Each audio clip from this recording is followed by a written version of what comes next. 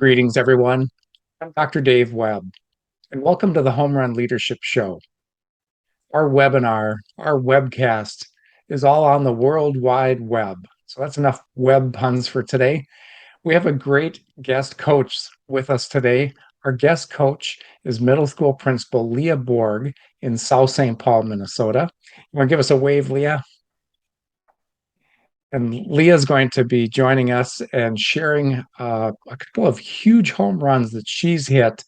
One recently as she started this school year and was able to just shift away from cell phones being used all day long by middle school students during the school day. So we're going to hear that story. But Leah, welcome. And do you want to begin with just a little bit of your background and experience? Yeah, thanks, Dave. I'm really glad to be here today. I was a classroom teacher for about 15 years. I taught social studies and I co-taught in urban and suburban settings with ELL or English language teachers and special education teachers. I was a dean of students and I also was an assistant principal for a little bit before becoming the principal of South St. Paul Middle School. I'm starting my third year in that role. So way to go. And just we had a chance to work together for a couple of years before I retired, and just super impressed with your leadership. And today we're going to let the viewers know why. They're going to hear and really see many of the home run examples that you're going to share. You just got done taking the home run leadership assessment, which is right on my website. It's about a 20 question free quiz. And do you want to share your results and how that played out and any tips you picked up just by the leadership assessment? Yeah, so I found out through taking that assessment that I am a first baser. And it probably comes to no surprise that I took, like, maybe people take 3 minutes to take that quiz, but first basers probably take it in about 1 minute and 20 seconds because we go. We know who we are and we put those down and we go fast.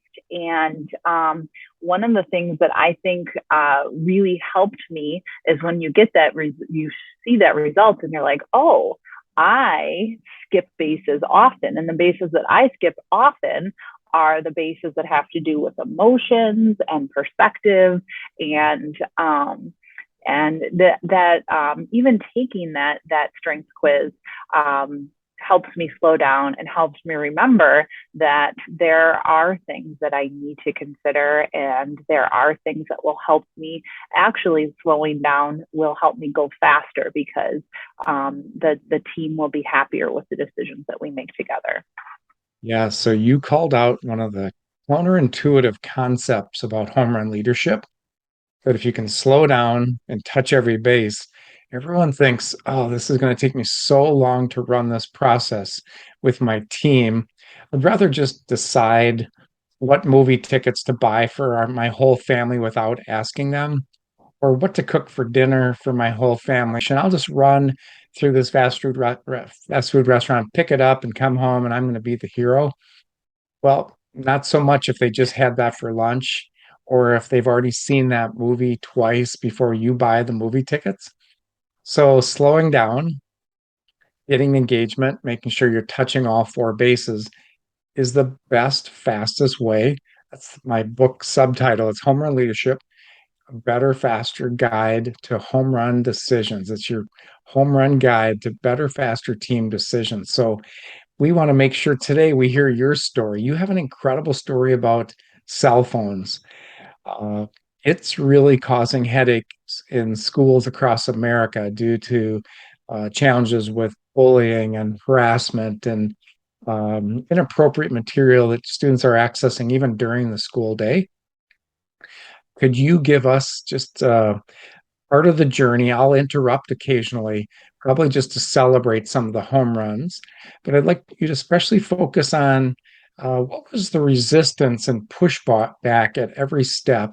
What was the challenge that you had to overcome time after time as you work through all the different home runs to get to this big community home run, your middle school community of not having school cell phones present throughout the school day.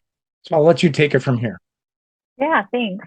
So just we finished I think our seventh school day yesterday, and it was amazing. We had I was in a classroom for about a half an hour yesterday, and students were learning, and there was not a single cell phone that was seen the entire class period, including the teacher's cell phone. And just knowing that really felt good. And last year I could not have gone an entire class period without seeing, you know, 15 cell phones, let alone seeing no cell phone. So just comparing that class period to any class period last year was Pause amazing. you there and just Yeah. celebrate that. Like middle school principals, high school principals across the country, if they could have pure learning again in their classroom, teachers across America would say, yeah, can we get back to just focusing on our academics? So, way to go. Huge win. Thanks. And how did you do it? Well, we started last year, probably like most schools, from what I can hear, kind of in crisis mode. We had a significant number of teachers that were out sick, and so we had a lot of substitutes in the building. When you have a lot of substitutes in the building, not all rules are followed with fidelity, and so students had cell phones on them and out all the time, and it was not just the really horrible things that you hear about as far as cyberbullying and kids fighting each other and then recording the fights and putting those on Instagram, because those things were happening, but it was kids that were rushing through all of their classwork so that they could check the Timberwolves scores, or rushing through their work so that they could text their friend in a different classroom. And so we wanted to make sure that we got cell phones really out of the hands of students, because kids were addicted to their notifications and addicted to the communication that they had in the cell phone, and not communicating with the person that was sitting next to them, not communicating with the teacher in the room with them. And so the teachers really came to the administration and said, we need to have cell phones gone. We can't police it. When we try to police it, or when we try to enforce the rules, the emotional reaction from the students is too big, and students would become explosive. When we would confiscate cell phones as a nuisance item, the cell phones would go into the teacher drawer. They sometimes would get stolen. Students would storm out, and then we would lose track of where the students were. It was too much. And so really we needed to have a new system that was not where staff would be taking cell phones from students. The staff did a sort of like an action research project. It was more of like a research dive of what have other schools done. And they found this program called Yonder. It's a pouch really that clasps shut. You put the phone in it, it clasps shut. You can't open it until the end of the day when the students pass a magnet. And it works really well. And Pause there for a second yeah, because that's a shout out to a company that's really helped you out. So these pouches, so we're from Minnesota, Lee and I. We have this place called Paisley Park where it's Prince's home and former studio that's now a museum. So when you go into Prince's estate on that tour, you put your cell phone in a Yonder pouch. They button it up. You can't take pictures. You can't be on your phone during the tour because your your phone is just in this protected pouch. And that's the exact same concept that Leah and her team came up with as a brainstorm to say, hey, this might work for us in addition here in our middle school during the school day. So yeah. again, you started off running the bases with this research project. You got in there, you knew second base, there was a concern with what was going on. You saw the information, staff were concerned. You actually listened to it. began brainstorming with your team and the staff, and you got to a model of something that could work. So you get this initial home run with your team, so way to go. And then you have 25 more home runs after that. So keep going. Well, and so there's this, we kind of get to the options of like we could go with this phone pouch, or we could go with some other options. And what could those other options be? Are there free options? And the free options were, we could tell kids to not bring their cell phones into school, because that's something that some schools do. Parents didn't like that option because a lot of our students walk to school or go to after school activities. Parents really wanted 11 and 12-year-olds to have those phones on that walk to school, or to coordinate rides after school. Could we do it where the kids were giving the cell phones to staff, and staff were keeping those cell phones, and staff were like, no way, we don't want those responsibilities. Some of these cell phones cost more than a used car, like really honestly. Right. And so we Especially didn't buying want used that cars. either. I mean, I've driven some really crummy used cars, and there are some really expensive cell phones. So Yeah. yes. And so, there were staff that were just saying, like, look, we don't want the responsibility of holding on to another kid's property, and we don't want the kid to have access to the cell phone. So what can we do? And so we had a lot of families that were in favor of the Yonder pouch. They were like, look, this is for a small amount, and it wound up being about $20 per student. We can solve this problem, and the kids get access to the device when we want them to have access to the device. And the families were, for the most part, on board. Now, there were a handful of families that were not on board. They were Before afraid. you go Yeah. there, so you got there with the design and the plan. So what you did brilliantly there was you went to third base. We can use the under pouches. We can still let kids come in and let the teachers hold them. And of those options, you vetted each of those third base options. And then you said, Yonder seems like our best $20 option to create a win for the families where the kid can still use it walking to school, still text their parents for a ride at the end of the day, still stay in touch when needed.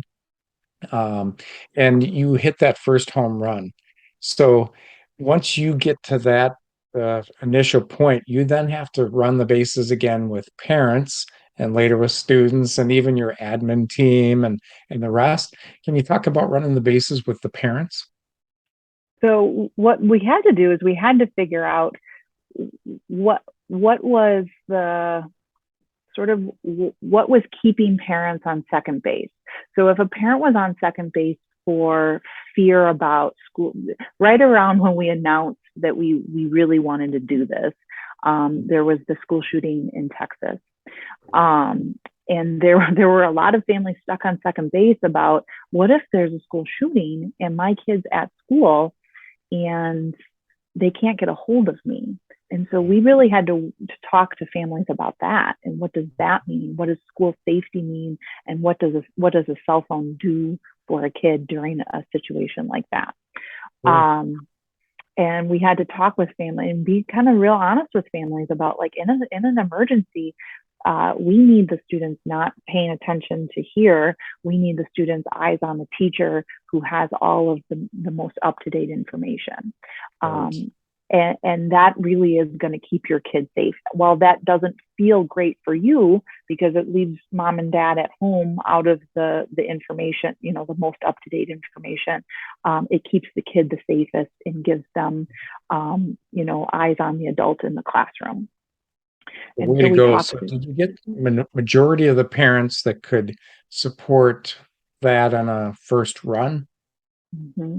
Yeah, and then I think we did, and then we had to figure out, what else was keeping keeping people on second base. And some families, it was about free speech, and they didn't want their kids to not be able to contact them whenever they wanted. And we talked about having, there are landlines in every room, and how a landline is available to students, and how, we would never keep a student from being able to contact their families. A couple of families came back with, well, my kid doesn't know my phone number. And we said, well, we're a school and we can help with that. We teach kids stuff all the time. And so we really, we sort of grouped people on second base, and we went through and we're like, well, okay, now what else? Why else are people on second base? I have to say that I spent a significant amount of time combing through the Facebook, the town Facebook pages, trying to figure out why people were complaining, to kind of figure out what was the second base. Because when people are upset, they don't call you to tell you why they're upset. They go on Facebook to complain about it. What a And great so, strategy you just gave people listening in. That especially if you're sitting as a principal, every principal has some Facebook page in their town that's a complaint page for the school system. So you they went on do. to use it as so you get 80, probably an 80-20 rule. You get 80% of the parents there with really good communication and palms up reasoning and running the bases with them to get them to home plate. You have 20% then that you're going one at a time or three at a time to try to handhold them with individual issues around the base. And Mhm. sometimes Facebook is a place where people complain. So you can hear the complaint, address the complaint, brainstorm options to solve it at third base, and get a home run individually. So, way to go. Yeah, thanks. And so a lot of people would get, I would see that they were upset on social media, and I would call them and I would say, hey, I saw on social media you were upset about this, and I just wanted to talk with you about your fears, and answer any questions you had. And oftentimes by the time they hung up, they weren't upset anymore. And they would be like, oh, thanks so much for calling. One person actually said, thanks so much for calling me back. And I was like, oh no, you didn't call. That's not a message service. Uh, you That's and pretty making sure that they had my phone number, so that if they next time could call me and open up that line of communication. And so yeah, I felt really good about opening that communication and running those bases with those families, because I think that is a way to get people to understand that you care about them, to build trust. And there were a couple of families that, after we talked, didn't feel that this pouch thing was the best idea. But we're still okay with, okay, you're going to gather this data, and at the end of the year, we're going to compare data from this year to last year. And if this isn't helping our kids, this is something that we will discontinue. And even the families that didn't like the pouch, were like, okay, well, at least you're gonna compare, and if it's not helping, then it's not something you're gonna go forward with. And so they would even say, like, that's something I can respect. So. And are you already, I'm 2 weeks in, are you already starting? You already reported that, hey, I've been in the classroom and the kids were focused on instruction. That's a pretty good Mhm. data point, but it's not the data that the parents are probably looking for. So they're probably Right. looking for, you've seen this decrease in kids getting sent to the office, and you'll get that data a month or two deeper into the school year, correct? Correct. And so some of the hard and fast numbers that we're going to be looking for are tardy.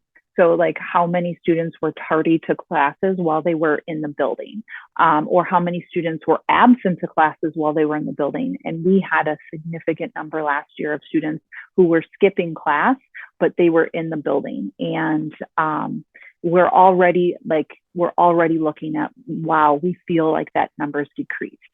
And so one of the things that is exciting is that those are like hard and fast numbers. And so we will be able to show significant, like, it either is working or not working.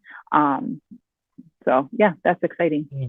I just think the harassment and bullying, especially that can sometimes get legs at lunch period and then after lunch, and pretty soon you have two kids in conflict just because they were texting inappropriate things to each other. You've just Hmm. eliminated all of that and really helped again bring education focus instruction back into first place in your school, and so your teachers must be just overjoyed. They are. I've had have really happy teachers saying that they feel like they're teaching for the first time in years, and it can't all be from the cell phones. I mean, some of it is the pandemic and being able Yeah. to sort of shake some of that off. But they really do feel like a lot of it is not having cell phones in school. So you've given a number of good base running tips working with your team, working with a team of teachers, working with parents. Did you have to do work with students to get them there prior to the start of the school year? Yes. So we are we're okay with students being upset about this. Their emotions around this are still pretty angry. They Good. liked being able to have their cell phones, but we have even had a couple of students come to us and say it feels better without cell phones, and they're only willing to like whisper when there's really no like they'll like look from side to side and make sure no one's listening. Um, but they're feeling calmer in school without the cell phone. There are on Friday, which was yesterday, we had 9 cell phones seen in the building. We have about 670 students. 9 cell phones were seen by the staff and taken down to the office. Of those, 8 were picked up by families. And when we passed out the pouches, we made it very clear to students that, these are your pouches and you have to use them. If you don't use them, your cell phone is seen by staff. It will need to be picked up by an adult from your home. And, So, and, and the kids were like, no, that's not happening. We're going to use our cell phones. mhm. And then they started to see their friends had their cell phones taken away, and then had mom and dad had to come pick them up. And so, I think the first day we probably had 15. It hovered at 15 for a couple of days, and now we're down to 9. And I'm hopeful that maybe by next Friday we might be down on, down to 2 or 3. I'm not actually sure that we can get it down to none, because I think that there really is a cell phone addiction, and I don't know that we ever will be able to overcome that completely. But I think that as long as the staff is vigilant, we will keep it low. So So that's another great story, another great strategy. So thanks for just sharing that kids are still going to try to avoid whatever loophole they can get into. They will. mm, So, and just having parents pick it up uh, allows for a different conversation between the parent and the kid on the way home. So, way to definitely, go. It it is a definitely does. team effort, right? You got to have the Hmm. parents fully engaged. Yep. Any other strategies to help make this plan work in other middle schools across America? I think communication is key, and just being very clear, without too many words, being very clear about the why and very clear about the what. And if you spend time talking about emotions around things, you will be able to understand what else people need to know to feel good about it. Because everybody really does want their kid to learn, and everybody really does want their kid to come into school and focus on the work and not their cell phone. I haven't found anybody that was like, no, I really do want my kid on their cell phone all day. There's not a single person has said that to me. So if you spend time on second base and you really spend time listening to people's fears and emotions, you will be able to understand why, and then you'll be able to give them the information they need to move them in the direction they need to go. So you just highlighted the base that people skip the most, second base. So we like to tell people all the information and then just let them feel like this is the decision, and I don't really want your feedback and reactions. Mm-hmm. So what you did was early on, even last spring, you were communicating with families before summer hit, before turning the page on a new school. You're saying, hey, here's where we're headed. We are having these conversations. We are seeing this challenge, and it's harming learning in the classroom. Cell phones are so distracting and really so enticing these days that they're pulling kids away from really good math lessons and science lessons and English lessons in every class. So you said, here's where we're going. Can I get your reactions to this? Well, you open the door to second base when you get the information laid out and you took time to hear the reactions. The strategies that you got by hearing their reactions were, okay, we need to brainstorm a few different options here and a few different supports for different needs of kids in our building. So parents will tell you what they need, kids will tell you what they need, staff will tell you what they need if you open up that second base door. Very few people like to do that because it's counterintuitive. They think, okay, you're asking for more complaints, Dave. Why would you do that? Why would you ask for more complaints? It doesn't make sense. Why? Because it's the shortest path to the home run. You Mm-hmm. knew it. You opened the door.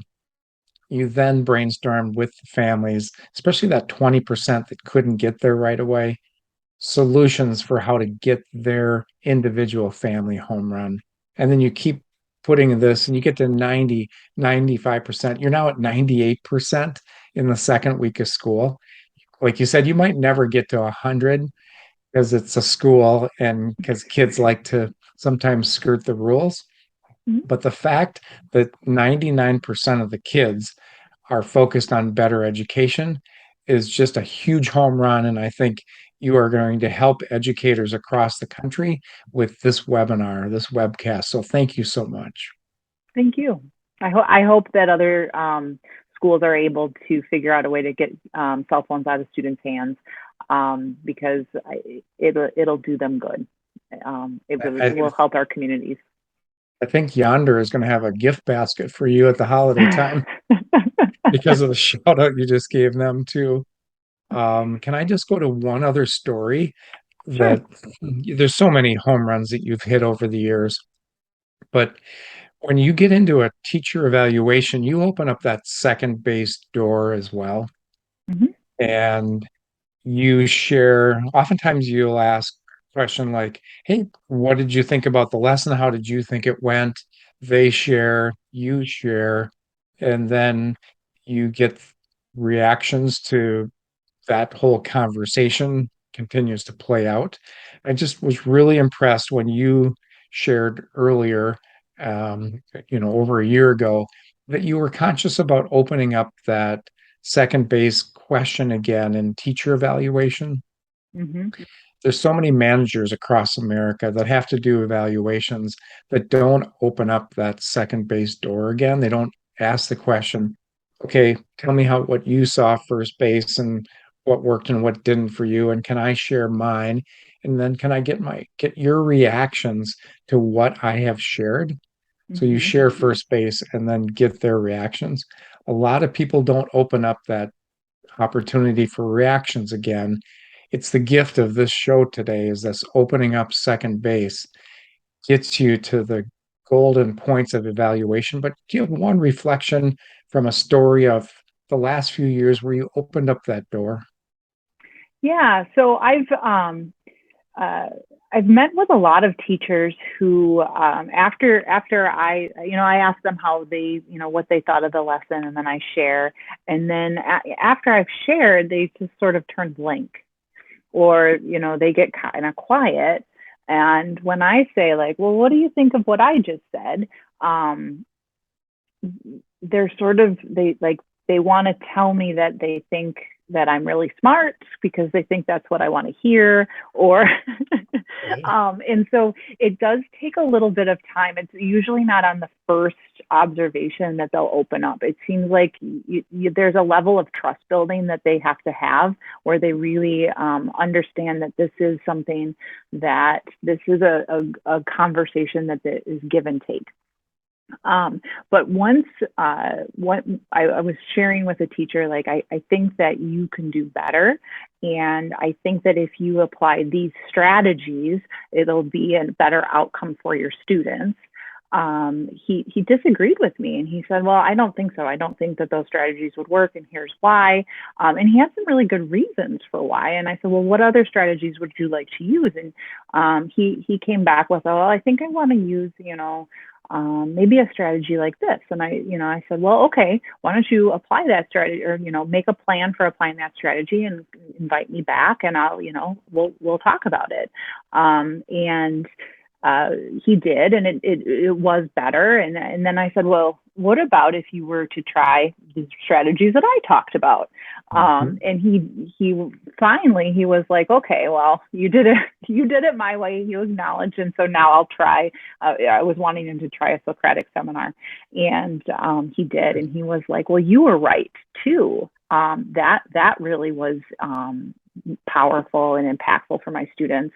And so I think that if a teacher will open up and explain what they think of my review or my reaction, it's really helpful in creating a better plan and a more meaningful plan going forward.